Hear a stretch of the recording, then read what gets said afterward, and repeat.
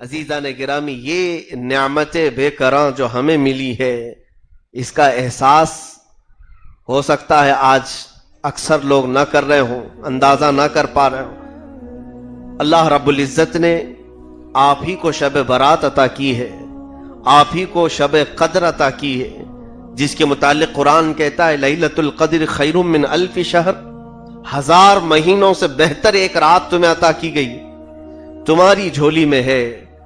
یہ تمام نیکیاں کرنے کے موقع تمہارے پاس آئے ہیں۔ رمضان المبارک جس قدر برکتیں لے کر تمہارے پاس آتا ہے، اس کی ہر ساعت میں، ہر لمحے میں عبادتیں رب تعالیٰ قبول کرتا ہے۔ دوسرے اوقات جو ہے قبولیت کی گھڑی ہے، جیسے قبولیت کے مقامات ہیں، قبولیت کے وقت بھی ہیں۔ جمعہ کے دن مغرب سے پہلے کا وقت جو ہے قبولیت کا وقت ہوتا ہے۔ بزرگوں نے جو لکھا ہے، اور خود میرے آقا صلی اللہ تعالیٰ علیہ وسلم کی حدیث پاک سے بھی، ہر فرض نماز کے فوراً بعد قبولیت کا وقت ہوتا ہے۔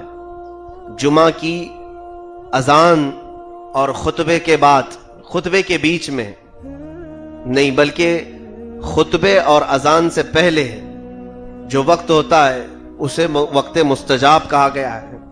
اسی طرح سے جمعہ کی نماز کے بعد یہ اوقات دعاؤں کے قبولیت کے اوقات ہیں، لیکن رمضان ایسا کہ اس کے پورے 24 گھنٹے قبولیت کے ہیں، ہر لمحہ اس کی قبولیت کی ساعت ہے۔ یہ انعامات پچھلی امتوں کو اس طرح سے نہیں دیے گئے تھے۔ عزیزان گرامی، رب تبارک و تعالیٰ نے ہمیں جو بے پناہ نعمتیں عطا فرمائی، ان تمام نعمتوں میں سے ایک نعمت یہ شب برات ہے۔ برات کسے کہتے ہیں، میں تھوڑا سا دلیلوں کے حوالے سے بات کر لوں اور اس کے بعد پھر اس کا ایک میسج دے دوں۔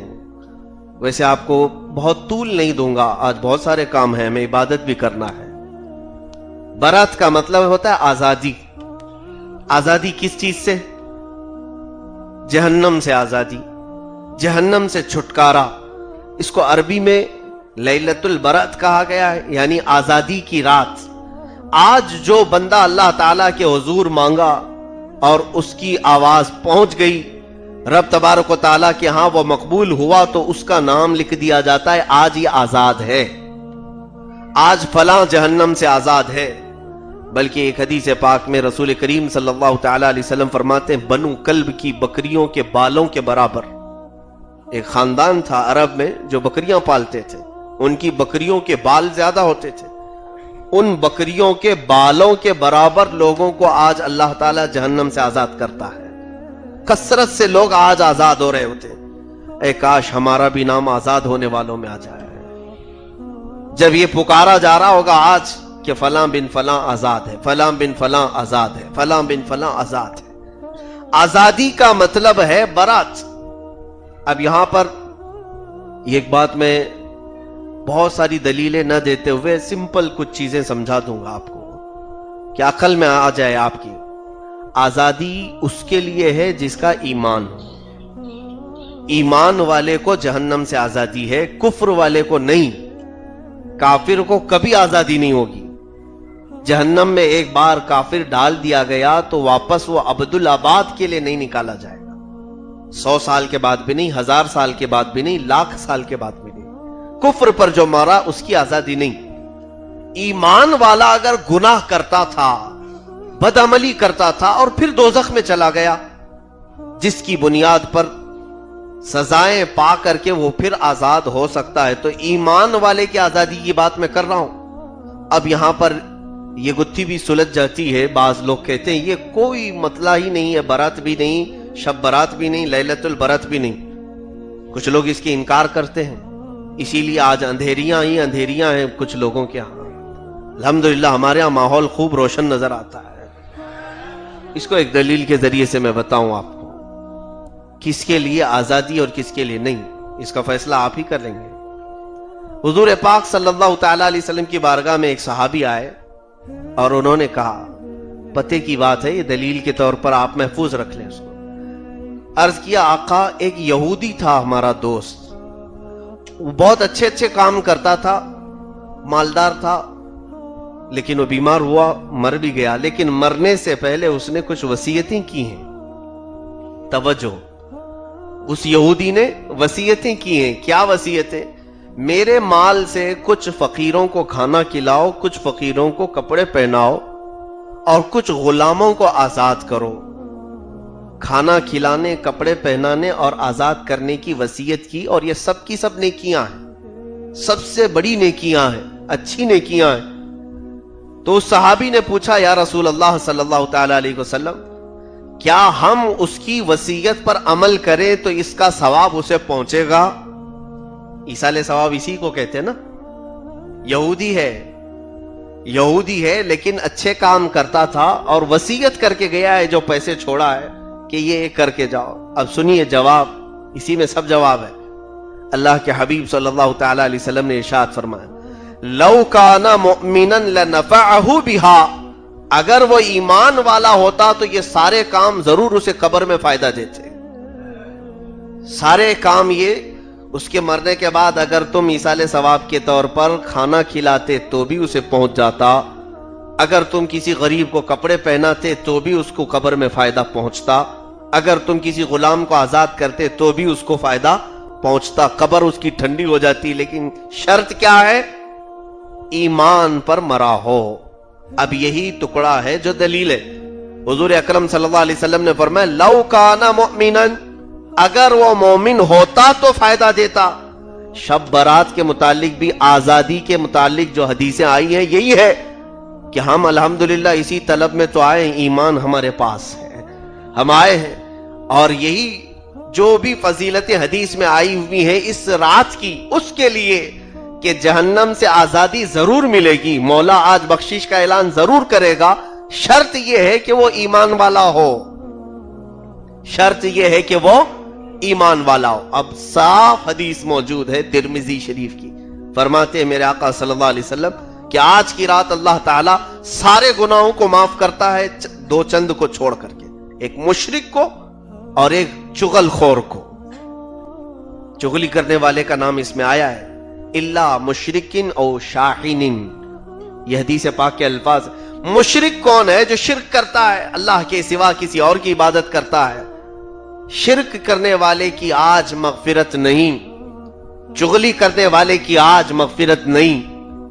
تو اب یہاں پر جو لوگ شب برات کو پوری طرح سے انکار کرتے ہیں تو ہمیں شک ہوتا ہے کہیں شرک میں تمہارا نام تو نہیں چلا گیا، کہیں چغل خوروں میں تو نام نہیں گیا ہے. تمہاری بخشش کیوں نہیں ہو رہی؟ آج مسجدیں بند کیوں ہیں؟ اندھیرا کیوں ہے؟ کہیں چغل خوروں میں نام آ گیا یا مشرکوں میں نام آ گیا ہو؟ ایمان والے ہو تو ڈر کر کے اللہ کی بارگاہ میں آج آ جاتے ہیں سارے کہ رب نے فرمایا ہے کہ اگر ایمان ہے تو بخشش ہو جائے گی، اگر ایمان ہے تو آج جہنم سے آزادی کا پروانہ مل ہی جائے گا. میرے عزیزو، ہماری مسجدیں آج جو بھری رہتی ہیں، میں اس بات کا اعتراف کرتا ہوں، سارے مسجد میں آنے والے تہجد گزار لوگ نہیں آتے. مجھے پتا ہے یہ سارے پرہیزگاروں کا مجمع نہیں ہوتا، سارے 5 وقتہ نمازیوں کا مجمع نہیں ہے. ہمیں معلوم ہے سال بھر گناہ کیے ہوں گے، لیکن آئے تو ہیں آج صرف اسی طلب میں کہ ان کے پاس ایمان ہے اور بخشش کی امید ہے. ایمان ہی ختم ہو جائے تو لائٹ بند کر کے اپنے گھر میں چلا جاتا ہے. ایمان نہ ہو تو اس کو امید بھی نہیں رہے گی. ایمان ہے تمہارے پاس، ایک آس لگی ہوئی ہے کہ ہاں ایمان تو ہے، گناہ بہت کیا ہو، اور ہمارے لیے تو رب نے فرمایا ایمان ہے اور گناہ کر کے اس کو ملوث کر لیو تو آج آ جاؤ، میں پاک کر دیتا ہوں. الحمدللہ آج کی رات جن لوگوں کے متعلق بخشش کا اعلان آیا ہے تو وہ تو شمار سے باہر ہیں، یعنی کسی بھی طرح کا گناہ کیا ہو رب تبارک و تعالی معاف فرمائے گا. چند گناہوں کا ذکر آیا ہے حدیث پاک میں جو ناسور ہے ہمارے لیے، جو ہم سب کے لیے وہ قاتل ہے، زہر ہے. اے کاش وہ گناہوں سے ہم آزاد ہو جائیں. یقیناً رب تبارک و تعالی جہنم سے بھی آزادی کا اعلان آج فرما دے گا. شرک تو ہم میں نہیں ہے الحمدللہ. ہم رب تعالیٰ کے علاوہ کسی کی عبادت نہیں کرتے، ہماری پیشانی کسی کے سامنے نہیں جھکتی. اگر کچھ مسلمان بطور جہالت کہیں چلے گئے تو یہ پھر وہ ملزم ہے اس بات کے، وہ مجرم ہے وہ اس کے ذمہ دار ہیں، لیکن اکثر مسلمان شرک نہیں کرتے، میجورٹی مسلمانوں کی شرک میں مبتلا نہیں۔ خود میرے آقا صلی اللہ علیہ وسلم نے فرمایا کہ مجھے میری امت سے اس بات کا ڈر نہیں ہے کہ یہ مشرک ہو جائے گی، حضور فرماتے مجھے اس بات کا اندیشہ ہے کہ دنیا ان کے پاس بہت آ جائے گی اور دنیا سمیٹتے سمیٹتے اللہ اور رسول کو بھول جائے گی۔ یہ تو ہوا ہے۔ اب سنیے کن لوگوں کا ذکر آیا ہے جن کی آج مغفرت نہیں ہوگی۔ ہمیں وہی چیز تو معلوم کرنا چاہیے، وہی چیز۔ باقی سارے گناہ ہمارے اندر ہیں، سارے گناہ ہمارے اندر ہیں، لیکن کون سا ایسا گناہ ہے کہ اگر وہ میرے اندر ہو تو آج بخشش کا کوئی راستہ نہیں، دروازے بند ہو جائیں گے۔ اس میں سب سے پہلی چیز تو شرک بتایا گیا ہے، دوسری چیز چغل خوری، شاحن۔ ظاہر سی بات ہے یہ کوئی بہت ہی خطرناک چیز ہوگی، اسی لیے تو اس کا ذکر آ جایا ہے۔ زنا کا ذکر نہیں آیا، چوری کا ذکر نہیں آیا، یہاں پر حدیث پاک میں اس چیز کا ذکر آیا ہے کہ چغل خور، اور دوسری حدیث پاک میں لا يدخل النمام او قطات فی الجنت، چغلی کرنے والا جنت میں نہیں جائے گا۔ اور ایک حدیث پاک میں ہے جنت کی خوشبو 500 سال کی دوری سے آتی ہے، 500 سال ابھی چلیں گے تب جنت آئے گی، اتنی لمبی دور سے ہی جنت کی خوشبو آتی ہے۔ لیکن حدیث پاک میں چغلی کرنے والا جنت کی خوشبو سے بھی محروم رہے گا، اس سے جنت کی خوشبو بھی نہیں دی جائے گی۔ یہ ہوتی کیا ہے چغلی؟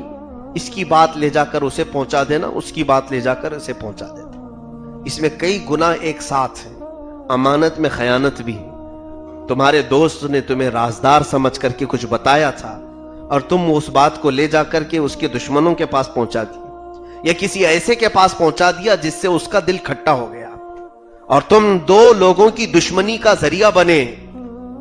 یہ چغلی اللہ تعالیٰ کو سب سے زیادہ ناپسند ہے۔ میرے آقا صلی اللہ تعالیٰ علیہ وسلم اس کو سخت ناپسند فرماتے تھے۔ یہ تو چھوڑے، چغلی کرنا بہت بڑا گناہ ہے، لیکن صحابہ اکرام رضوان اللہ تعالیٰ علیہ مجمعین میں ہم اس کا شبہ بھی نہیں کر سکتے کہ یہ گناہ وہ کرتے ہوں یا کوئی ایسی خطا نہیں۔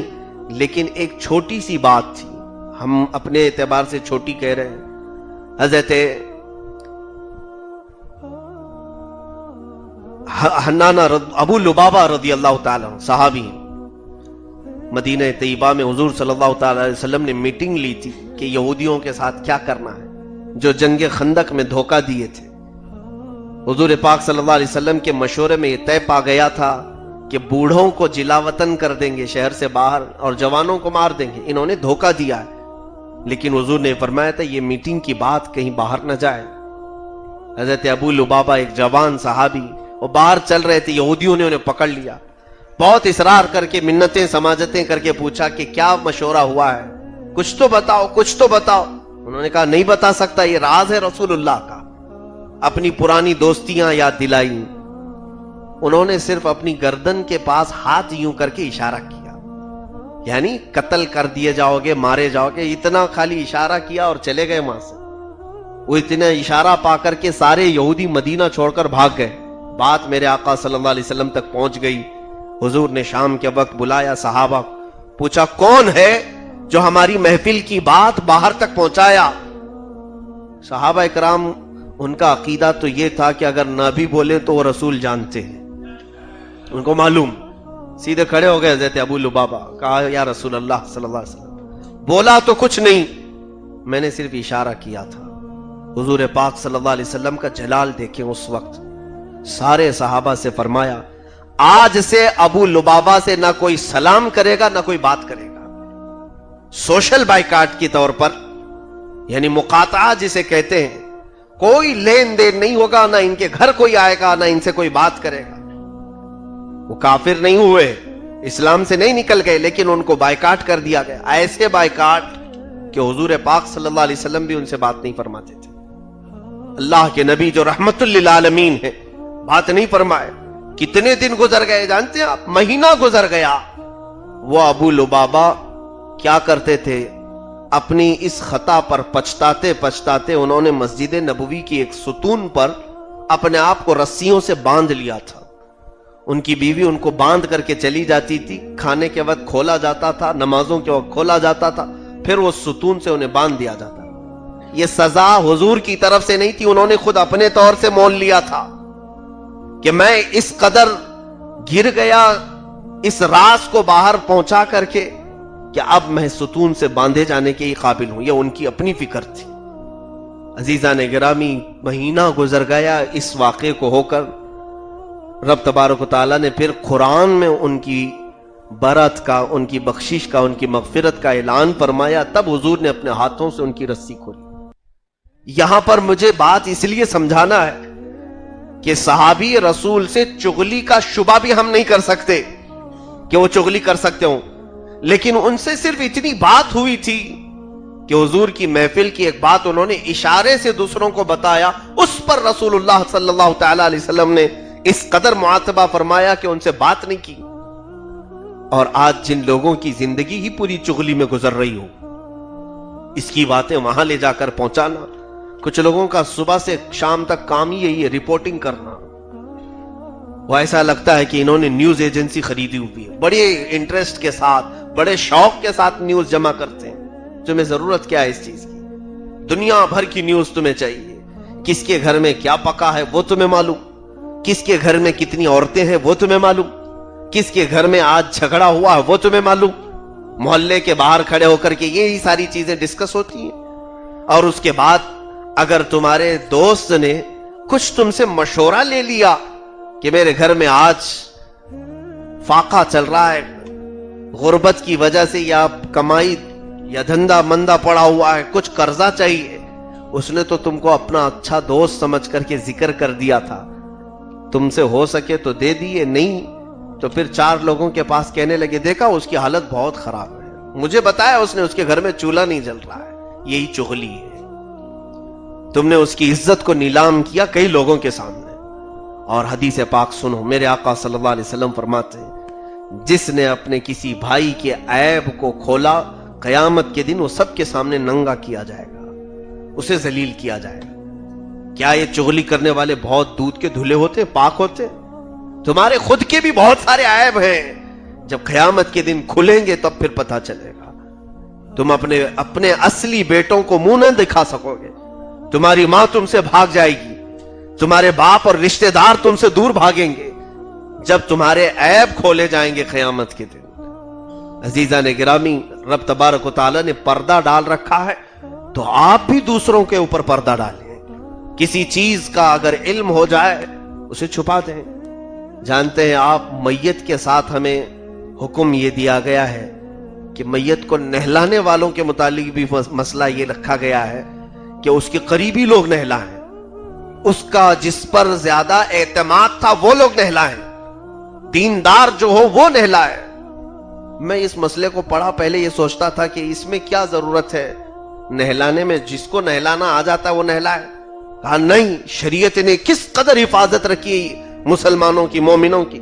کہا اگر میت سے غسل کے وقت کوئی نجاست نکل جائے یا کوئی بری چیز نکل جائے تو ایسا شخص نہلائے جو دوسرے کو بتا نہ سکے، اس کا عیب کوئی نہ بتائے، اس عیب کو، جو چیز اس نے دیکھا اس مردے کے ساتھ ہی وہ ہمیشہ کے لیے دفن کرتے۔ یہاں تک شریعت احترام رکھتی ہے ہماری باریکیوں کو چھپانے کے لیے۔ حضور اکرم صلی اللہ تعالی علیہ وسلم نے ارشاد فرمایا، وہ شخص جو مومنوں کے گھر میں ٹکٹکی باندھ کر دیکھتا ہے، ان کے بے پردہ کرتا ہے، ان کی عورتوں کو، گھر کے اندرونی حالات کو جھانکتا ہے، فرمایا کہ گھر والوں کو اجازت ہے وہ پتھر اٹھائیں، اس کی آنکھ پھوڑ دیں، مولا تم سے سوال نہیں کرے گا، مواخذہ نہیں ہوگا۔ عزیزان گرامی، یہ ٹوہ میں لگے رہنا، جستجو میں لگے رہنا، جاسوسی میں لگے رہنا کہ کون کہاں جا رہا ہے، کون کیا کہہ رہا ہے، کون کس طرح کی میٹنگ کر رہا ہے، کیا تم اسی لیے پیدا کیے گئے ہو؟ کیا تمہاری زندگی اسی کے لیے بنی ہے؟ اور جن لوگوں نے اس میں اپنی زندگی صرف کی وہ بیچارے ہمیشہ اسی مرض میں مبتلا رہ گئے، انہیں شفا کبھی نہیں ملی۔ شیخ سعدی رحمۃ اللہ تعالی علیہ فرماتے ہیں، حاسد یا جو جستجو میں رہتا ہے نا، کس کی برائی کب نکل رہی ہے، کہاں ہے، جس کو خبری بھی کہے، وہ ایسا مرض ہے کہ موت کے علاوہ اسے کوئی چیز چھٹکارا دے ہی نہیں سکے گی، کوئی اس کی دوا نہیں ہے، اسی لیے ایسے مرض میں مبتلا ہی نہ رہو، دوسروں کے عیوب کی طرف اپنی توجہ نہ رکھو۔ جب کبھی کسی کی برائی دیکھے تو یہ محسوس کریں کہ اس سے زیادہ شاید میرے اندر بھی ہے، شاید میرے اندر بھی آج اس کی کھل گئی، کل میری کھل جائے تو رب تبارک و تعالیٰ تمہاری اس طرح کی فکر پر تمہاری عیبوں کی حفاظت فرمائے گا۔ دوسری چیز میرے آقا صلی اللہ تعالیٰ علیہ وسلم نے جو فرمایا، سنیے، آج کی ضرورت ہے، وہ آج کی رات سب کی مغفرت ہوگی، مشرک کی نہیں، چغلخور کی نہیں۔ تیسرے میرے آقا صلی اللہ علیہ وسلم فرماتے ہیں، قاطع رحم عاق لوالدی، جو رشتہ داریوں کو ختم کرتا ہے اور والدین کی نافرمانی کرتا ہے، آج اس کی بخشش نہیں ہے۔ آج ایسا آدمی اپنے گھر چلا جائے یا اپنے رشتہ داروں کو منا لے، والدین کو منا لے اور پھر مانگے رب تعالیٰ سے، ورنہ آج اس کے لیے نہیں ہے۔ صاف حدیث میں اللہ کے نبی نے بتا دیا، الا قاطع رحم وعاق لوالدیہ، والدین کا نافرمان اور رشتہ داریوں کو ختم کرنے والا۔ رشتہ داریوں کا اس قدر اہتمام ہے ہماری شریعت میں، حضور پاک صلی اللہ تعالی علیہ وسلم نے فرمایا، جس نے صلہ رحمی کی اللہ اسے جوڑ دے گا، اور جس نے قطع رحمی کی، قطع رحمی کا مطلب رشتوں کو دور کیا، اللہ اسے اپنی رحمت سے دور کرے گا۔ وہ اللہ کی رحمت سے دور ہے۔ کتنے بھائی اور کتنی بہنیں ایک ہی ماں کی گود سے پلے بڑھے، ایک برتن میں کھائے، جہاں بڑے ہوئے، جوان ہوئے، عقلیں تھوڑی سی یہاں دنیا سمجھنے لگی، ان دونوں کے درمیان دشمنیوں کی اتنی بڑی دیوار کھڑی ہے۔ آج کئی ایسے لوگوں کو میں نے دیکھا، بھائی بہن سے روٹا ہوا ہے، کس وجہ سے؟ جائیداد کے معاملات کو لے کر، پیسوں کے معاملات کو لے کر۔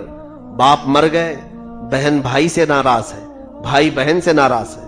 یہ ناراضگیاں تو ہر گھر میں ہوتی ہیں، لیکن اس کا مطلب یہ نہیں کہ تم ہمیشہ کے لیے ختم کر دو، رشتے ہی چھوڑ دو۔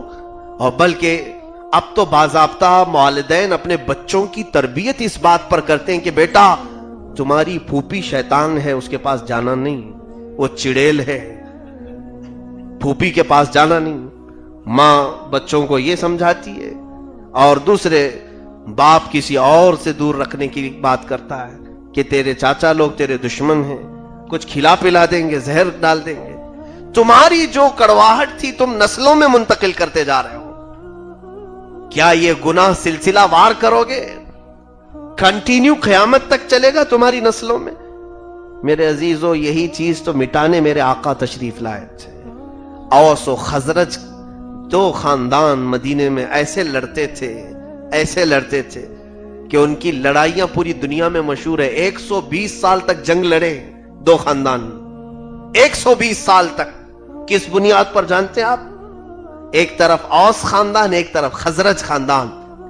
ایک خاندان والے نے دوسرے خاندان والے کی کھٹوری توڑ دی تھی، بس کھٹوری کے ٹوٹنے پر دونوں میں جھگڑا ہوا، اور جھگڑے بچوں کے ہوئے تھے، ماں باپ سامنے آ گئے۔ اب جب ماں باپ آئے تو پھر ادھر کے رشتے ادھر کے رشتے سب آئے۔ اتنی جھگڑے لڑائیاں بڑھتی گئیں کہ خاندان کے خاندان اس میں ملوث ہوئے، اور لڑتے لڑتے جھگڑتے یہ جنگ ختم ہی نہیں ہوئی۔ روزانہ صبح اٹھنا اور یہی کام ان کا تھا، جھگڑے۔ اور باپ وصیت کر کے جاتا تھا بیٹے کو کہ بیٹا یہ جنگ بند نہیں ہونا چاہیے، ہماری جانب سے بند نہیں ہونی چاہیے، نہیں تو ناک کٹ جائے گی۔ اور وصیت پر وصیت چلتی آئی۔ 120 سال کوئی تعداد ہوتی ہے؟ اندازہ کرو میرے عزیزو، 8 دن اگر کرفیو لگ جائے تو سب کا سب راشن ختم ہوتا ہے۔ 120 سال تک وہ کیسے لڑے؟ وہاں تو ایسے حالات تھے۔ حضرت ام سلمہ رضی اللہ تعالیٰ عنہ جو حضور کی زوجہ محترمہ ہیں، ان کے شوہر ابو سلمہ، یہ دونوں ایمان لائے تھے، تو دونوں کے جو خاندان تھے، ام سلمہ کا خاندان الگ، ابو سلمہ کا خاندان الگ۔ دونوں خاندانوں میں جھگڑے ہوئے، دونوں نے ان کو الگ کرانا چاہا، ابو سلمہ کو اور ام سلمہ کو، دونوں کو الگ کروایا، اور ان کا بچہ تھا سلمہ۔ تو اب یہ بچہ کس کے پاس جائے؟ ام سلمہ کے پاس جائے کہ ابو سلمہ کے پاس جائے؟ باپ کے پاس کہ ماں کے پاس؟ دونوں خاندان اس قدر لڑتے رہے کہ بچہ ماں والے ماں کی طرف چاہتے تھے، باپ والے باپ کی طرف. تو لڑتے لڑتے بچہ بیچ میں آیا، خاندان والے دونوں طرف سے بچے کا ایک ایک ہاتھ پکڑ کر کھینچے، دونوں ہاتھ ٹوٹ گئے. ام سلمہ کے بیٹے کی ان کے سامنے شہادت ہو گئی. چھوٹا سا بچہ، دو خاندان والوں نے ہاتھ توڑنے کو گوارا کر لیا، لیکن صلح نہیں کرنی تھی، انہیں صلح نہیں کرنی تھی. میرے عزیزو، یہ رشتوں کو ختم کرنے کی جو کڑواہٹ تھی، یہ عرب کی جہالت میں تھی، کہاں سے پھر لوٹ کر ہمارے پاس آ گئی. 120 سال لڑائی چلی ان کی. اللہ اللہ، کیا نظر تھی میرے آقا صلی اللہ علیہ وسلم کی. مدینہ طیبہ میں تشریف لائے، وہ کیسی محبت کا جام میرے آقا نے ان کے سینوں میں بھرا ہوگا. اوس خاندان کے بھی، خزرج خاندان کے بھی لوگ ایمان لائے. دونوں قبیلے کے لوگ صحابی بنے. حضور پاک صلی اللہ علیہ وسلم نے اس صحابی کا اور اس صحابی کا ہاتھ پکڑا اور کہا آج سے تم دونوں بھائی بھائی. ان کو بھائی بنایا. تو وہ بھائی ایسے نہیں جو ایک ماں کے پیٹ سے پیدا ہو کر کے آج بھی جھگڑتے ہیں، اس سے کئی درجہ زیادہ انہوں نے بھائی چارگی نبھائی. ایسے نبھائی کہ دونوں نے اپنی جائیدادوں میں، اپنے کام میں، اپنے گھر میں ہر چیز آدھی آدھی کی، ہر چیز آدھی کی. کہ نبی نے تجھے کہا ہے کہ میرا بھائی ہے تو دنیا میں بھی بھائی، آخرت میں بھی بھائی. ہر چیز میں انہوں نے رشتے کو نبھایا، اور وہ صحابہ نے ایسا نبھایا. اللہ اکبر. اس کڑواہٹ کو میرے آقا نے کیسے ختم فرمایا تھا، اس زہر کو جو رشتوں کو ختم کرنے والا زہر تھا، حضور نے کیسے ختم کیا جانتے ہیں؟ حضرت ابو طلحہ رضی اللہ تعالیٰ عنہ، مدینہ کی طیبہ کے صحابی، رات کے وقت کسی نے بکرے کی بھنی ہوئی سر کا گوشت ان کو ہدیے میں کسی نے دیا. بھوکے تھے، گھر میں کون؟ شوہر، بیوی اور بچہ. حضرت ابو طلحہ کہتے ہیں ہم کھانے کے لیے بیٹھے تو اچانک ہمیں خیال آیا کہ میرے گھر کے بغل والے جو صحابی ہیں ان کو کچھ پیش کرنا چاہیے. یہ سر جو ہے میں ہی کھا لوں، میرے گھر میں آ جائے. ان کا خیال کیا اور یہ پورا کا پورا اٹھا کر کے بغل والے کو دے دیا. وہ بھی صحابی رسول تھے. مدینے میں کون سا معاشرہ میرے آقا نے تشکیل دیا تھا. اس صحابی کے گھر گیا تو کیا انہوں نے پیٹ بھر کر کے کھا لیا؟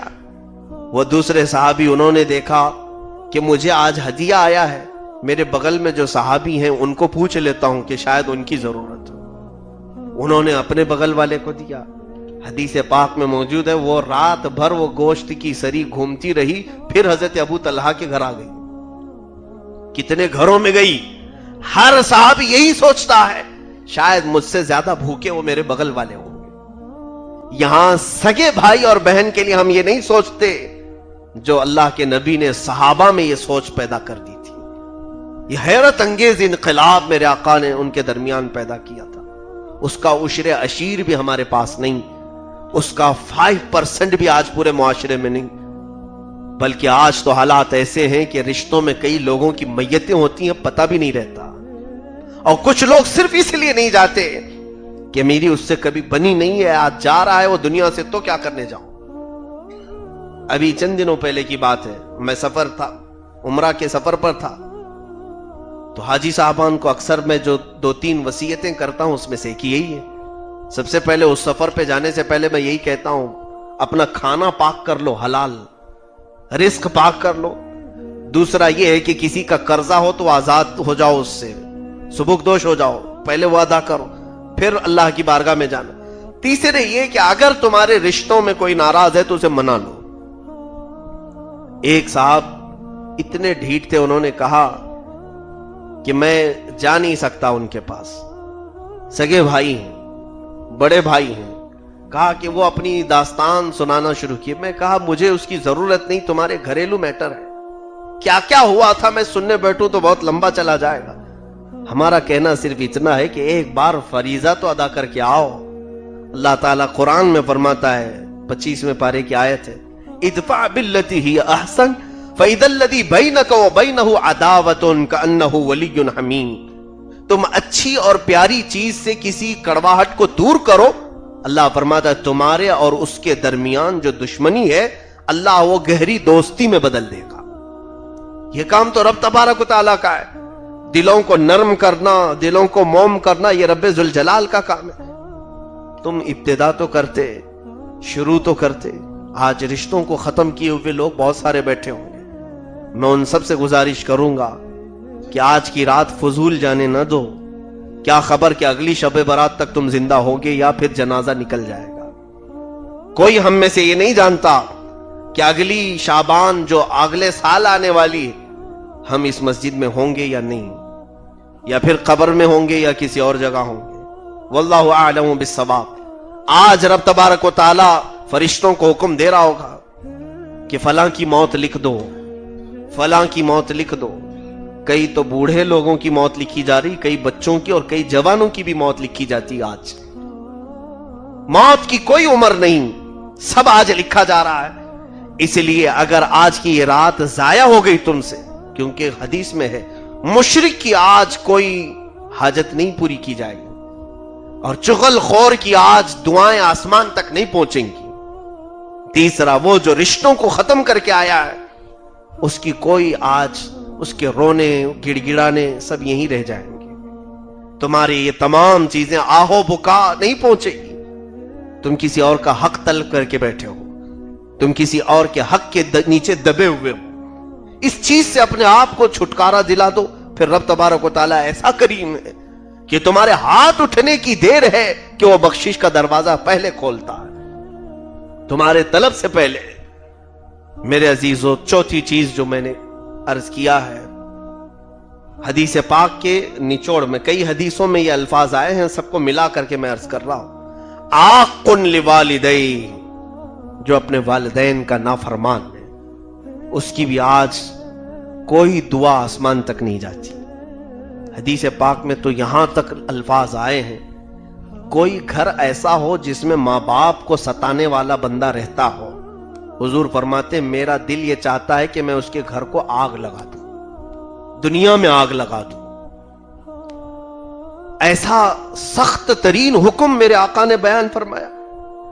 آج بچوں کا جو ماحول ہم دیکھتے جا رہے ہیں, لاڑ و پیار میں پلے ہوئے بچے, یہ اپنی ماؤں اور اپنے والدین اپنے باپوں کے احترام کو نہیں جانتے. اکثر اس میں ایسے ہیں کہ ایسے جملے کستے ہیں, گالیاں دیتے ہیں, پلٹ وار کرتے ہیں. 15ویں پارے میں تو رب تعالیٰ نے یہاں تک فرمایا وَلَا تَقُلْ لَهُمَا اُفٍّ اف. اللہ فرماتا ان دونوں کو تم اف تک نہ کہو, ماں اور باپ کو اف بھی نہ کہو. وَلَا تَنْهَرْهُمَا, اور انہیں جھڑک کر بات نہ کرو, جھڑک کر بات نہ کرو. اتنے آداب.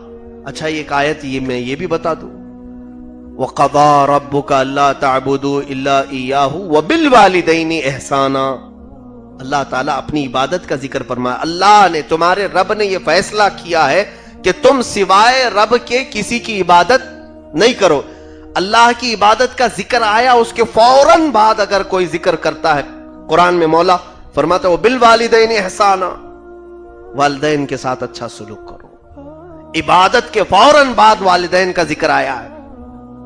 ماں باپ کو کوڑا کرکٹ میں پھینکنے والے یہاں 5 وقتہ نمازی بن جائیں تو ان کی نمازیں, ان کے سجدے صرف مرغے کی ٹھونک ہے اور کچھ نہیں. ان کے والدین ان کے لیے ترس رہے ہوتے ہیں. آج دیکھیں, آج دنیا نے پورا والدین کو بوجھ سمجھنے کا ایک فیشن بنایا ہوا ہے. بچہ شادی کرنے کے بعد ہمیشہ یہ سوچنے لگتا ہے کہ میرے والدین میرے لیے بوجھ ہیں, بوڑھے ہیں. حضرت سفیان ثوری رضی اللہ تعالیٰ عنہ کی ایک بات پڑھنے کے بعد میں بہت آبدیدہ ہو گیا تھا. انہوں نے فرمایا کہ کسی گھر میں اگر ایسی حالت ہو جائے کہ اس کے والدین, کسی کے بھی, آپ سب کے لیے بھی, میرے لیے بھی, کسی کے بھی والدین اپنے بچے کو ڈانٹنا اور نصیحت کرنا چھوڑ دیں اس ڈر سے کہ یہ ناراض ہو جائے گا, سمجھ لو اس دن سے اس کے رزق کا دروازہ بند ہو گیا, اس کے رزق کا دروازہ بند ہو گیا. ہم نے ہزاروں ماں باپ کو ایسے دیکھا ہے, وہ بچے سے ڈر رہے, کچھ بولوں گی تو الٹ پلٹ کر کے کچھ چلائے گا مجھ کو, ارے میرا بیٹا بہت چلاتا ہے, نہیں بولوں گا. کتنے ماں باپ ایسے ہیں. اور تم بڑے شوق سے شادی رچائے ہو, کیا تمہارے بچے نہیں ہونے والے ہیں؟ تمہارے بھی بچے ہوں گے، یہ سلسلہ وار گناہ ہوگا، یہ کنٹینیو چلے گا۔ تم نے اپنے والدین کے ساتھ جو کیا اس سے زیادہ وہ تمہارے بچے تمہارے ساتھ کریں گے۔ ایسے تمام حرکتیں اسلامی نہیں ہیں میرے عزیزوں۔ آج دیکھیں قرآن، اللہ رب العزت نے قرآن میں یوں فرمایا وَوَصَّيْنَا الْإِنسَانَ بِوَالِدَيْهِ حُسْنًا، ہم نے انسان کو یہ حکم دیا ہے کہ والدین کے ساتھ اچھا سلوک کرے۔ حَمَلَتْهُ أُمُّهُ وَوَضَعَتْهُ كُرْهًا، اس کی ماں نے اسے بڑے بوجھ سے اٹھایا اور اس کو جو جنم دیا وہ بھی بڑی تکلیف سے دیا۔ اللہ رب العزت نے ولادت کا ذکر یہاں یوں فرمایا ہے کہ بچے کی جو ولادت ہوتی ہے اس کو قرآن میں اللہ فرما رہا ہے کہ بڑی تکلیف سے تمہاری ماں نے تمہیں دنیا تک لایا۔ جب ایک عورت بچے کو جنم دیتی ہے تو اس کی تکلیف کا اندازہ صرف وہی کر سکتی ہے۔ حکماں نے لکھا ہے کہ موت کے وقت ہمارے جسم کی 40 بڑی ہڈیاں ایسی ہیں جس سے روح نکل جاتی ہے تو آدمی مرتا ہے۔ 40 بڑی ہڈیاں جس سے روح نکل جائے تو آدمی کی موت یقینی ہے۔ بچے کی ولادت کے وقت عورت کی 39 ہڈیوں سے روح جا چکی ہوتی، 39 ہڈیوں سے روح قریب نکل چکی ہوتی، ایک ہڈی میں اس کی روح باقی رہتی اور پھر بچے کی ولادت کے بعد پھر پلٹ آتی۔ یہ صرف بتانے کے لیے کہ وہ قریب قریب موت کے جا کر آتی ہے تمہیں جنم دینے کے لیے۔ اور بچہ پوچھتا ہے میرے لیے کیا کیا تم نے، میرے لیے کیا کیا تم نے۔ ایک جوان لڑکی چند سالوں پہلے عشق اور معشوقے، یہ جو سب ان تمام واہیات اور خرافات میں نکل کر چلی گئی۔ 2-4 دن کے بعد اس کو ڈھونڈ کر کے لائے، سیدھے وہ پولیس اسٹیشن میں 8 دن کے عاشق کے ساتھ کھڑی، ایک طرف ماں اور باپ رو رو کر کے بے حال ہے۔ اس کا باپ مریض ہے، ہاسپٹلائزڈ ہو گیا۔ اس بچی کو سمجھائے نوجوانوں نے کہ تیرے ابا کا ہارٹ اٹیک ہوا ہے، اٹیک آیا ہوا ہے، ایمرجنسی کے طور پر اسے ہاسپٹل میں ایڈمٹ کیا گیا۔ وہ سیدھے کہتی ہے میرا باپ ناٹک کرتا ہے، ایسے بہت مرتبہ کرتا ہے۔ چند دن 2-3 دن کے بعد پھر اس کو سمجھانے کی کوشش کی۔ بچی کہتی ہے، اس سے ایک سوال کیا، کہتا آخر کیا ہے، اس سے کتنے دن سے تو چاہتی ہوں؟ 6 مہینے ہو گئے، شادی کرنا ہے ٹھیک ہے، عزت کے ساتھ شادی کر کے جاؤ، اپنے والدین کو بتاؤ کہ میں اس سے پسند کرتی ہوں، میرا نکاح اس کے ساتھ کریں۔ یہ دشمنی کے ساتھ، یعنی اس طور پر کہ اپنے ماں باپ کو شیطان بنا دینا، ان کو اپنا اگینسٹ سمجھ کر کے بھاگنا، یہ کون سی حرکت ہے؟ وہ یہ کہتی ہے کہ یہ مجھے 5000 کا جوڑا دلایا اور میرے باپ نے کبھی نہیں دلایا۔ 18 سال کی لڑکی ہے، 6 مہینے میں تجھے 5000 کا جوڑا دلایا، ہو سکتا ہے اور بھی بہت دلائے۔ میرے عزیز، جو تجھے باپ نے دلایا وہ پوری دنیا مل کے نہیں دلا سکتی۔ باپ کی محنت کے پسینے کے ایک بوند کی قیمت پوری زندگی تم نہیں ادا کر سکو گے، پوری زندگی تمہاری بیت جائے۔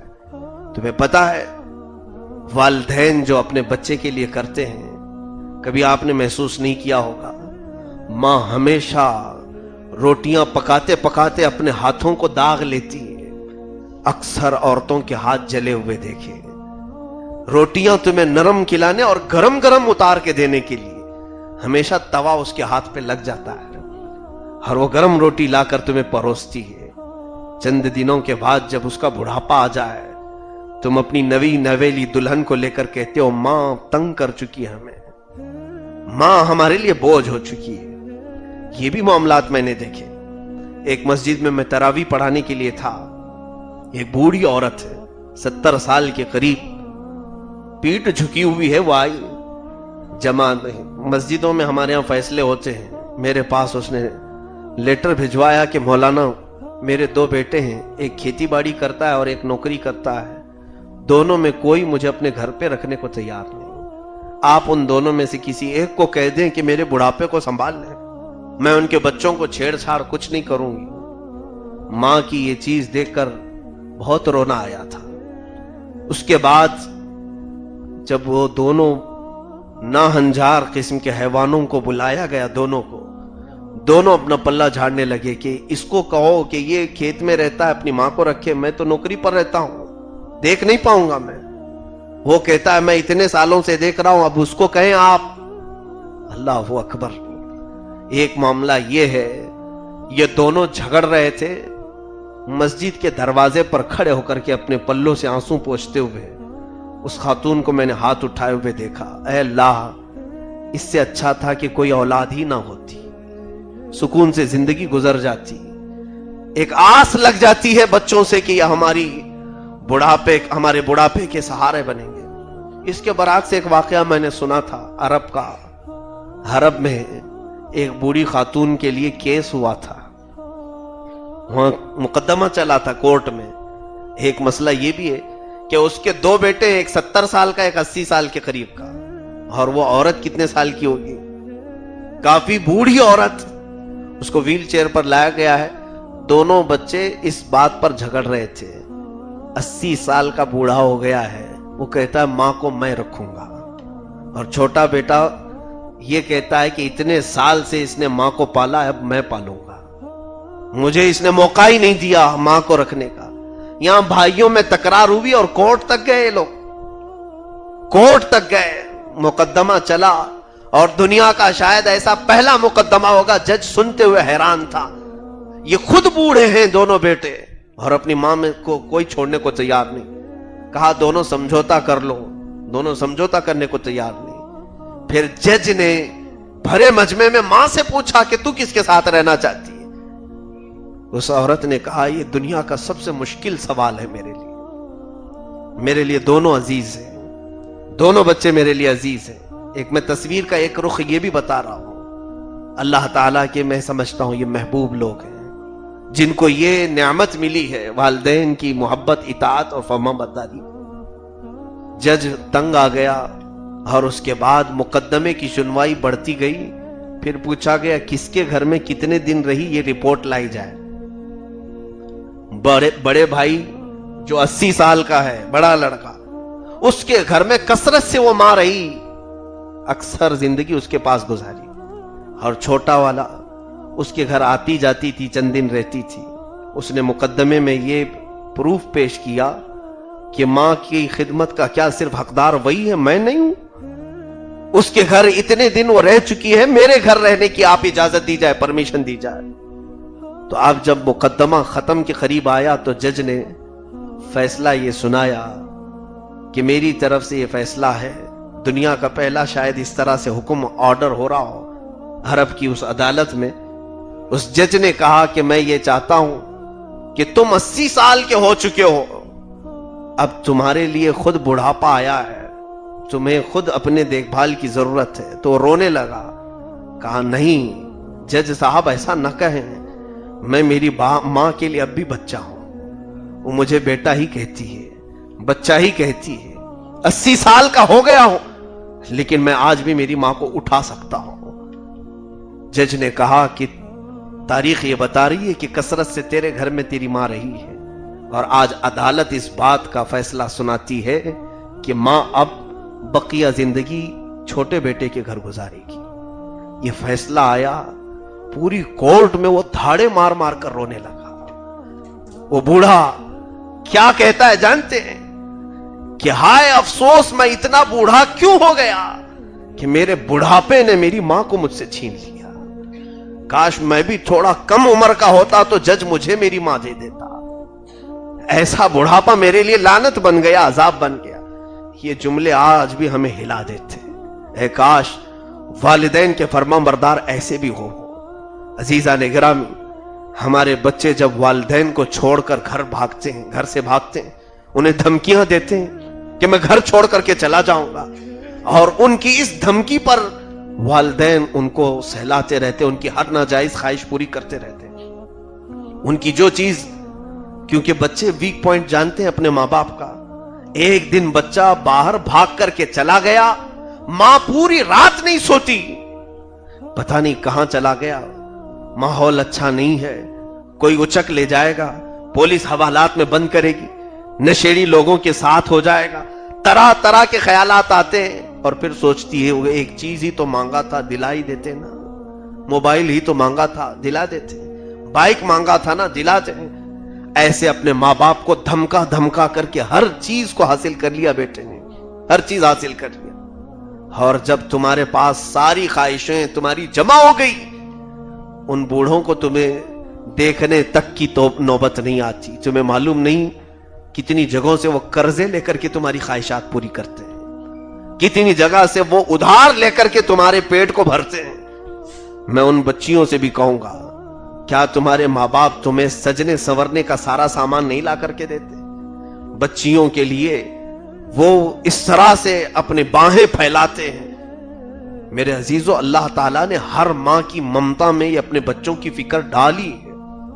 ماں تمہارے بخار سے بے چین ہوتی ہے، تمہارے سردیوں سے بے چین ہوتی ہے۔ کیا وہ پوری رات نہیں جاگتی جب ہم بیمار ہوتے ہیں؟ کیا وہ کچی پٹیاں لگا لگا کر کے ہمیں نہیں سلاتی؟ ساری دنیا تمہیں چھوڑ دے گی لیکن تمہاری ماں تم سے دور نہیں جاتی۔ عزیزان گرامی، میں نے دیکھا ہے، ایک بار ہم چاول تقسیم کرنے کے لیے ایک چھوٹے سے گاؤں میں گئے تھے۔ ایک عورت غریب تھی لیکن وہ چاول لینے نہیں آئی تھی۔ اس نے کسی کو پیغام بھجوایا کہ میں بھی غریب ہوں، میرے گھر تک بھی چاول پہنچایا جائے، اور ان سے مفتی صاحب سے کہیں کہ میرے گھر تھوڑا سا آ کر دیکھ لیں، آ کر کے جائیں۔ کسی نے آ کر کے کہا تو میں گیا، جا کر کے دیکھا تو یہ عورت آئی کیوں نہیں۔ دیکھا اس کا ایک بچہ پولیو کی شکار ہے، 24 سال کا، اسے گود میں لے کر بیٹھی ہے، اس کے منہ سے رال ٹپکتی ہے اور یہ بار بار کپڑے سے پوچھتی ہے، اور وہ اسی طرح سے جہاں سویا ہے وہیں اس کی استنجا پاخانے سب ہو رہے ہیں۔ وہ عورت ذرا برابر بھی عیب نہیں سمجھتی اس کی غلاظتوں کو صاف کرنے کے لیے، بغیر کسی دقت کے اس کی تمام چیزیں صاف کر دی۔ تم بیماروں کے سامنے 2 منٹ بیٹھ نہیں پاؤ گے، وہ ماں پوری کی پوری گندگیاں دیکھ کر صاف بھی کرتی اپنے ہاتھ سے، کھلاتی بھی۔ کہا میں چاول لینے صرف اس لیے نہیں آئی کہ میں تھوڑی دیر گھر سے باہر جاتی ہوں تو یہ میرا لاڈلا روتا ہے، اس کے لیے بھی وہ پیار جتاتی ہے۔ جس کے دونوں ہاتھ مڑے ہوئے ہیں، جس دونوں پیر مڑے ہوئے ہیں، اس گھر سے بھی ہم روتے ہوئے باہر آئے تھے۔ اے رب ذوالجلال، وہ بچوں کو واپس ان کی ماؤں کی آنچل میں جمع کر دے جو آج بگڑ چکے۔ میرے عزیزوں، اللہ کے نبی صلی اللہ تعالی علیہ وسلم کی بارگاہ میں ایک صحابی کی ایک خبر یہ لائی گئی کہ یا رسول اللہ، آپ کے پیچھے نماز پڑھتے تھے علقمہ، ان کی آخری سانسیں چل رہی ہیں، آپ کو یاد کیا جا رہا ہے۔ حضور پاک صلی اللہ علیہ وسلم حضرت علقمہ کے گھر گئے، دیکھا چارپائی پر سوئے، ہچکیاں آ رہی، نزا کا وقت ہے، سکرات کا، تم سب کا بھی وقت آئے گا یہ سکرات کا، یاد رکھنا۔ حضور پاک صلی اللہ علیہ وسلم قریب گئے، کہا علقمہ پڑھو لا الہ الا اللہ محمد رسول اللہ۔ ان کی زبان پر کلمہ طیبہ نہیں آ رہا تھا، نہیں پڑھ پائے، زبان ہچکچانے لگی۔ اللہ کے نبی غیب داں رسول ہیں، وہ جانتے ہیں۔ پوچھا گھر میں کون کون ہے؟ کہا بس ان کی بیوی ہے اور ایک بوڑھی ماں ہے۔ کہا ماں کو بلاؤ۔ ماں وہ بھی صحابیہ تھی، بلایا۔ حضور پاک صلی اللہ علیہ وسلم نے پوچھا علقمہ کے بارے میں کیا کہتی ہو؟ کہا یا رسول اللہ بہت اچھا میرا بیٹا ہے، آپ کے پیچھے نمازیں پڑھتا ہے، اس کے اخلاق بہت اچھے ہیں۔ وہ صحابیہ ہے۔ حضور پاک صلی اللہ علیہ وسلم نے پوچھا کہ خاتون کیا تو اپنے بیٹے سے راضی ہے؟ یہ اچھا تو ہے، تو بھی راضی ہے اس سے؟ اس خاتون نے کہا یا رسول اللہ میں اس سے راضی نہیں ہوں، میں اس سے راضی نہیں ہوں۔ کیا وجہ ہے؟ وہ عورت پھوٹ کر کے رونے لگی، کہا میرا اکلوتا ہے میرے آقا، اکلوتا، بڑے نازوں سے اسے میں نے بڑا کیا تھا، بہت ناز و نعم سے پالا، لیکن جب اس کی شادی ہو گئی، اس کی بیوی آئی تو اس کی بیوی کی بات کو میری بات پر بڑھاوا دیتا تھا، مجھے نگلیکٹ کر دیتا۔ یہ فیلنگ سمجھا کرو آپ، یہ احساس سمجھا کرو آپ مینٹین کر سکتے ہیں۔ وہ خاتون صحابیہ کہنے لگی کہ یہ میری بات پر اپنی بیوی کی بات کو ترجیح دیتا تھا، بس کہا یا رسول اللہ دل دکھتا ہے، میرا لال کوئی اور لے لیا، میرا شہزادہ کسی اور کی نظر ہو گیا۔ آج ایک بات اور بھی میں بتا دوں، ساس اور بہو کی لڑائی کیوں ہوتی ہے، اس کی وجہ جانتے ہیں آپ؟ فطرت ہے، یہ آدمی کی فطرت ہے۔ مثال کے طور پر یہ تسبیح میری ہے، آج یہ ہاتھ میں ہے، میں بہت چاہتا ہوں اچانک میرے ہی سامنے کوئی دوسرا اسے استعمال کرنے لگ جائے تو انسانی فطرت کا تقاضا ہے، بار بار میں دیکھوں گا، ارے یہ تو میری ہی پاس رہتی تھی، دیکھو اب اس کے ہاتھ میں ہے، اس کے پاس ہے۔ ماں تم سے بے انتہا محبت کرتی ہے، وہی ڈھونڈ کر کے بہو لاتی ہے، شادی بھی وہی کرتی ہے، سب کرنے کے بعد لیکن جب بیٹا اور بہو کو دیکھتی ہے تو اسے ایسا لگتا ہے کہ میری محبت اب آدھی ہو گئی، آدھا یہ استعمال کر رہی ہے۔ یہ انسانی فطرت کا تقاضا ہے، انسانی فطرت ہے۔ تو اس چیز کو آپ سمجھدار ہیں تو مینٹین کر سکتے ہیں۔ میں بات کر رہا ہوں اس صحابی کا اور اس صحابیہ کا۔ حضور پاک صلی اللہ علیہ وسلم نے فرمایا تو ٹھیک ہے، جو ہوا اب اسے چاہو تو تم معاف کر دو، معاف کر دو۔ اس صحابیہ نے کیا پوچھا، سنیے توجہ سے۔ پوچھتی یا رسول اللہ صلی اللہ علیہ وسلم، یہ آپ کا حکم ہے یا مشورہ ہے؟ یہ آپ کا حکم ہے یا مشورہ؟ حکم ہے تو پھر ٹال ہی نہیں سکتے نا، نبی کا حکم ہے۔ حضور نے فرمایا میرا حکم نہیں ہے، مشورہ دے رہا ہوں، چاہو تو معاف کرو نہیں تو چھوڑ دو۔ اس صحابیہ نے کہا دل نہیں چاہتا معاف کرنے کا، دل نہیں چاہتا۔ حضور پاک صلی اللہ علیہ وسلم نے ایک ہی بار فرمایا بس۔ صحابہ سے کہا لکڑیاں جمع کرو اور آگ لگاؤ۔ ان کے صحن میں لکڑیاں جمع کی گئیں اور آگ لگائی گئی، آگ بہت بھڑکی۔ ماں نے پوچھا کہ یا رسول اللہ صلی اللہ علیہ وسلم یہ کیا کیا جا رہا ہے؟ کہا تیرے بیٹے کی چارپائی اٹھائی جائے گی، آگ میں ڈال دیا جائے گا، جلا دیا جائے گا۔ کہا میرے سامنے آگ میں ڈالا جائے گا؟ کہا قیامت کے دن اس آگ میں جلنے سے یہاں جل جائے، وہاں بھی جائے گا۔ وہ خاتون کہتی یا رسول اللہ صلی اللہ علیہ وسلم، کیا دنیا میں کوئی ماں ایسی ہے جو اپنے بچے کے جسم پر آگ کی چنگاری دیکھنا پسند کرتی ہو؟ حضور پاک نے فرمایا جب تو نہیں پسند کرتی تو اسے معاف کر دے۔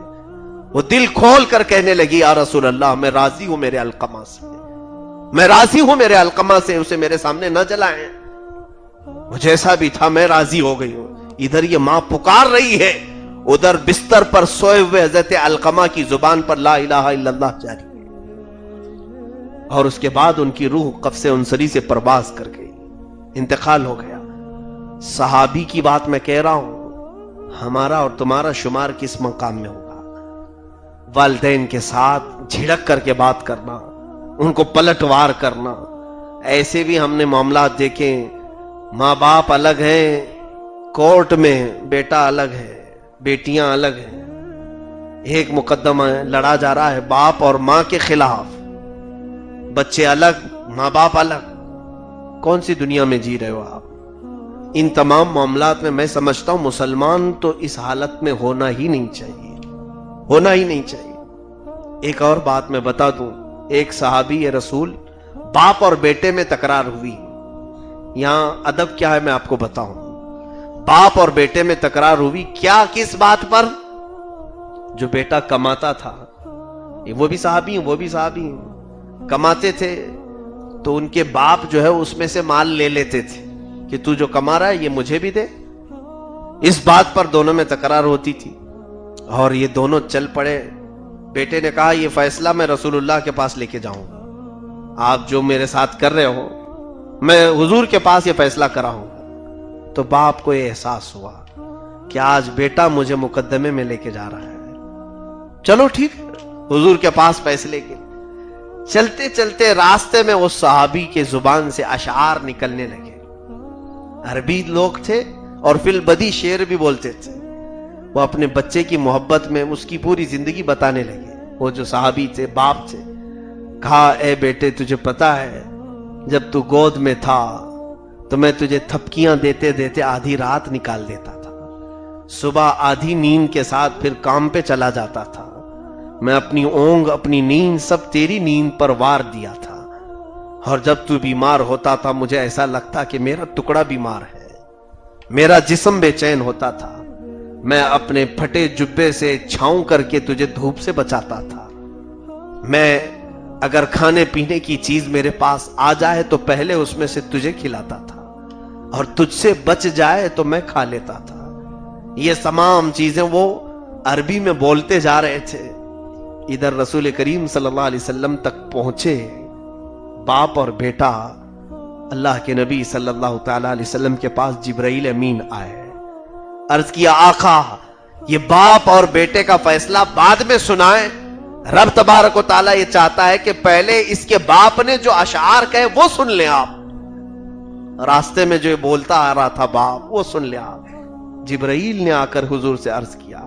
میرے آقا نے فرمایا اپنے صحابی سے کہ تم جب گھر سے چلے تھے میرے پاس آنے تک کیا کیا زبان پر بولے جا رہے تھے. کہا یا رسول اللہ میں پھر سے آپ کو سنا دوں.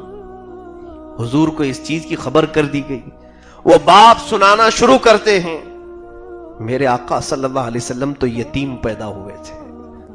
اللہ کے نبی کونین کے آقا یتیم پیدا ہوئے تھے. جیسے ہی وہ باپ سنانے لگا کہ تو چھوٹا تھا میری گودی میں کھیلتا تھا, میں تجھے دھوپ سے چھاؤں کرتا تھا, تجھے ٹھنڈیوں سے بچاتا تھا. حضور پاک صلی اللہ علیہ وسلم کے رخسار پر اتنے آنسو گرنے لگے. بے تحاشا حضور پاک کی آنکھیں بہنے لگی. ان کے اشعار مکمل ہونے نہ پائے تھے کہ اس بیٹے صحابی کو حضور نے فرمایا انت و مالک لابیک, انت و مالک لابیک, انت و مالک لابیک. تو اور تیرا مال سب تیرے باپ کا ہے, تو اور تیرا مال سب تیرے باپ کا ہے, تو اور تیرا مال سب تیرے باپ کا ہے. باپ جب تک ہے بیٹے کا سب کچھ باپ کا ہے. حضور پاک صلی اللہ علیہ وسلم نے یہ فیصلہ کر کے انہیں بھیج دیا. کبھی باپ کو یہ نہ کہنا کہ میرے مال میں سے یہ مت نکالو, میرے مال میں سے یہ نہ نکالو, جو کچھ بھی ہے تو سب تیرے باپ کا ہے. آج یہ کھٹائیاں ہم دیکھ رہے ہیں اور وہ لوگ ٹوپیاں پہن کر, جبے پہن کر اور اپنا ظاہر بہت کچھ سوار کر کے آئے ہوئے ہیں, جن کے والدین بھیک مانگ رہے ہیں, جن کے والدین خیرات پر پل رہے ہیں. ایسے بہتوں کو ہم نے دیکھا ہے. کچھ تو ایسے ہیں جو اپنے والدین کو اولڈ ایج ہاؤس میں چھوڑ آنے کو پسند کر رہے ہیں. یہ بھی ایک بلا ہے. آج دیکھ رہے ہیں مغربی کلچر, ویسٹرن کلچر. آج ہم ایسے بوڑھے ہاؤس, یہ جو اولڈ ہاؤس ہیں اس میں بھی جا کے آیا ہوں میں, کئی اولڈ ہاؤس ہمارے شہر میں. ہر میلاد کے وقت کچھ فروٹ وغیرہ لے کر کے ان کو دینے کے لیے جاتے تھے. عیسائیوں کے بنائے ہوئے یہ اولڈ ایج ہاؤس ہوتے کیا ہیں, ماں باپ جب بوڑھے ہو جائیں تو گھر میں نہ رکھو.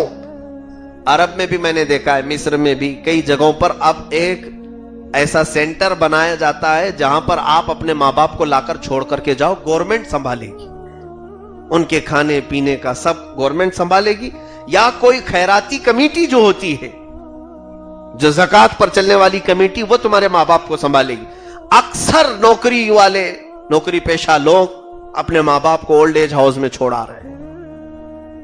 یہ غیروں میں تھا جو ان کے ہاں دھرم شالاؤں میں چھوڑاتے تھے, یا پھر کہیں ایسے جو ان کے نظر میں مقدس ہے وہاں چھوڑاتے تھے. مسلمان یہ کرنے لگے. ایک بار ایسا ہوا کہ فروٹ لے کر کے میں پہنچا ہوں, میلاد کا دن ہے, میرے آقا صلی اللہ علیہ وسلم. ایک بوڑھی عورت بیڈ پر پڑی تھی, اس کے پورے بال کاٹے ہوئے, جیسے لڑکے کے بال ہوتے ہیں ایسے لڑکے کے بال ہیں. عورتوں کے بال تو لمبے ہوتے ہیں, چوٹی وغیرہ, اس کے چھوٹے چھوٹے سے بال کیے گئے تھے. اور جیسے ہاسپٹل میں مریضوں کو کپڑے پہناتے ہیں, اودے قسم کا ایک کپڑا پہنی تھی, اور کپڑا پہن کر کے وہ بیٹھی ہوئی. وہاں کوئی پتہ نہیں چلتا تھا کہ کون ہندو ہے, کون مسلم ہے, کون کرسچن ہے, کچھ نہیں. ہاں وہ خیراتی جو کمیٹی ہے وہ کرسچنوں کی ہے, جو بوڑھوں کو لے کر پال رہی ہے, جن کے بچوں نے ماں باپ کو چھوڑ دیا ان کو لا کر کے وہ پال رہے ہیں. ہم تو صرف ایک ہی دن کے لیے گئے تھے, وہ لوگ تو روز دیکھتے ہیں. ایک عورت کے پاس پہنچے, پتہ یہ چلا کہ وہ مسلمان عورت ہے. مسلمان عورت تھی اپنے بیڈ پر, اور وہ اٹھ کر کے آئی. ہمارا جو گیٹ اپ ہوتا ہے, لباس وغیرہ دیکھ کر کے مسلمان سے مانوس ہوتا ہے. وہ اٹھ کر کے آئی. مجھے وہ لمحے اب بھی یاد آتے ہیں. وہ بار بار جھک کر کے میرے پیروں کے پاس جاتی تھی اور کہتی تھی کہ مجھے یہ سیب اور یہ آم کی ضرورت نہیں, ایک بار تم جس طرح سے آئے ہو کاش میرا بیٹا بھی آ جاتا. کئی دن ہو گئے اس میں, ایک بار میرا بیٹا اسی طرح سے آ جائے. جلدی جلدی سے اس نے پتہ لکھوایا کہ میرا بیٹا یہاں رہتا ہے. حیرت کی بات ہے والدین تمہارے لیے بوجھ ہو گئے. اولڈ ایج ہاؤس یہ ہے کون سی بلا؟ یہ مغربی کلچر تم کہاں اپنے ہاں لے آئے؟ عزیزان گرامی، تمہیں معلوم ہے میرے آقا نے فرمایا الجنت تحت اقدام الامہات، ماؤں کے قدموں کے نیچے رب نے جنت رکھی ہے. تمہاری دعائیں نہیں قبول ہوتی تو اپنی ماں کے قدم پکڑو اور مانگو رب سے. دیکھو پھر رب تبارک و تعالیٰ اپنی رحمت کے کتنے دروازے تم پر کھولتا ہے. وہ چاہے جیسی بھی ہو تمہارے لیے ماں ہے. تم ڈاکٹر بنے ہو، انجینئر بنے ہو، کچھ بھی بنے ہو، اگر تمہارا باپ کھیتی باڑی کرتا ہے، کسان ہے، تب بھی وہ تمہارے لیے جنت کا دروازہ وہی ہے، وہی ہے. تم یہ مت سمجھو کہ میرے اسٹیٹس کے برابر نہیں ہے. کچھ ایسے لوگوں کو سنا، دوست کالج کے گھر پر آئے تھے، باپ غریب آدمی تھا، بچے نے شرم کے مارے کہا کہ میرے گھر میں کام کرنے والا ہے، میرے گھر میں کام کرنے کے لیے آتا ہے، کیونکہ میرا سٹیٹس خراب ہو جائے گا. دوست کہیں گے باپ ایسا ہے تیرا؟ فخر کرو میرے عزیزو، تمہارا باپ اگر لنگڑا لولا بھی ہو تو فخر سے کہو ہاں میرا باپ ہے. مجھے رب تبارک و تعالیٰ نے اسی کو اپنے سر پر رکھا ہے، میرا باپ ہے. آج میں ان بچوں سے کہوں گا جو آج چھوٹی چھوٹی بات پر ماں باپ کو چیخ رہے، چلا رہے. ہمارے پاک سائٹ کی کئی شکایتیں ہیں، ماں اور باپ کے کئی ایسے فون آتے ہیں یا پھر شکایتیں کہ کسی بچے نے چپل اٹھائی اور اپنے ماں کے چہرے پر مارا، صرف اس بنیاد پر کہ ماں اسے انٹرنیٹ نہیں دلا رہی تھی، انٹرنیٹ کا پیک نہیں ڈلوا رہی تھی. بچے نے چپل اٹھا کر ماں کے چہرے پر مارا. لعنت ہوگی. تم یاد رکھو وہ دن تم نے جو جوتی اٹھائی اور تم نے اپنے اوپر بہت بڑے عذاب کو دعوت دی. اے بچے، جب ماں کا جنازہ چلا جاتا ہے پوری دنیا اندھیری ہو جاتی ہے. جب باپ اٹھ جاتا ہے تمہیں پتا نہیں، تمہارے باپ تو زندہ ہوں گے، ہمارے باپ ہمارے آنکھوں کے سامنے سے گئے. جس دن وہ گئے ہمیں پتا چلا کہ ہم تو آج دھوپ میں آ گئے. پہلے تو ایسا لگتا تھا ہمیشہ باپ کی چھت ہمارے سر کے اوپر ہے، چھوٹی سی بھی بات ہو پوچھ لیتے ہیں باپ سے، اور وہ اتنا مضبوط کہ ہر چیز میں ہمیں مشورے دیتا ہے باپ. اور آج تو ترس جاتے، ہم کو ڈانٹنے والا بھی کوئی نہیں، آج ہمیں چلانے والا بھی کوئی نہیں، آج ہمیں لیٹ سے آنے کے بعد پوچھنے والا بھی کوئی نہیں کہاں گئے تھے. تم ایسی آزادی چاہتے ہو، بعد میں ترس جاؤ گے ان ماں باپ کی باتیں سننے کے لیے. تم بعد میں طلب کرو گے کاش میری ماں قبر سے ایک بار اٹھے اور مجھے چلائے ایک بار، وہ ڈانٹے مجھے ایک بار اور مجھے پوچھے رات کہاں تھا. دنیا میں کوئی نہیں پوچھے گا تمہیں، کوئی نہیں پوچھے گا. تم رات بھر نشے میں گزارو، کسی کو کیا فکر ہے. لوگ طبلے بجائیں گے، اچھا ہے کہ بگڑ گیا، دیکھو گٹر میں چلا گیا. وہ ایک ہے جو ماں جو درد کے مارے تڑپتی ہے، جو بار بار تم سے پوچھتی ہے. تم کیا سمجھتے ہو تمہاری خوشیوں میں یہ آڑے بن جاتی ہے، رکاوٹ بنتی ہے؟ نہیں، تمہارا درد وہ رکھتی ہے اپنے اندر کہ تم پوری رات اس طرح سے کہاں چلے جاتے ہو، نیند کو ایسے ختم نہ کرو. میں سمجھتا ہوں کہ یہ ہماری فیلنگ ہمارے ماں باپ سے زیادہ کسی کے پاس نہیں ہوتی، کسی کے پاس نہیں ہوتی. چاہے وہ بیویاں ہوں، چاہے وہ اور بچیوں کے شوہر ہوں، چاہے باقی کی پوری دنیا دوست ہو. تمہارے بیماریوں میں بھی دیکھ لینا، اگر بستر پر پڑ جاؤ گے، اللہ نہ کرے کسی کو کوما کی شکایت ہو گئی تو قریب سے قریب جگری دوست مہینہ 2 مہینہ سال تک تمہاری عیادت کر سکتا ہے، اس کے بعد نہیں. جب سب دنیا چھوڑ جاتی ہے نا، کوما والے ایسے لوگوں کو میں نے دیکھا ہے. ایک ہاسپٹل میں، ممبئی کے ہاسپٹل میں میں دیکھا، علاج کی غرض سے جانا آنا ہوتا تھا. تقریباً 9 سال سے ایک بندہ کوما میں ہے، اور اس کا جو فیملی بیک گراؤنڈ تھا، سٹیٹس تھا، بہت ہائی فائی آدمی تھا. ایک دن بھی کسی کو وہاں آتے ہوئے نہیں دیکھا، لیکن اس کے بستر کے کونے پر اس کی ماں کو بیٹھے ہوئے روزانہ دیکھتا تھا. وہ آنکھ تک نہیں ہلاتا، ہاتھ تک نہیں ہلاتا، کوما میں پڑا ہوا ایسی کا ایسا پڑا ہے. اور 9 سال گزر گئے، وہ ماں صرف اس کی آنکھوں کے پھڑکنے کا انتظار کر رہی، وہ اس کی زبان کے ہلنے کا انتظار کرتی ہے. کس کے اندر یہ تمام چیزیں؟ اللہ رب العزت نے اس کے سینے میں جو ممتا رکھی ہے اس کا تم اس طرح سے بیجا استعمال نہ کرو۔ آج جس کے والدین زندہ ہیں ان کے قدم چوم لو، ان کو منا لو۔ آج کی رات بہت بڑی رات، لیکن جس نے اپنے والدین کے ساتھ بدتمیزی کی وہ مانگے گا کس منہ سے مانگے گا؟ آج اس کے منہ پر الٹا مار دیا جائے گا، فرشتے لعنتوں کی پھٹکار واپس برسائیں گے۔